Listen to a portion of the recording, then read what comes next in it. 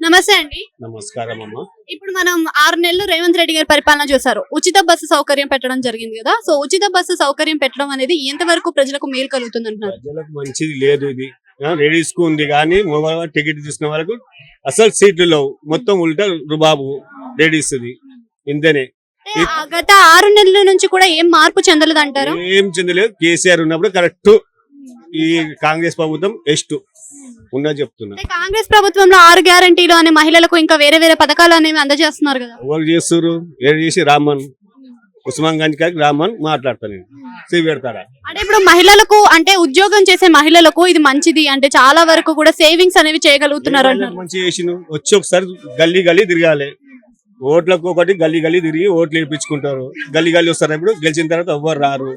అప్పుడు మేము వెళ్ళాలి. మాకు కేర్ చేయరు.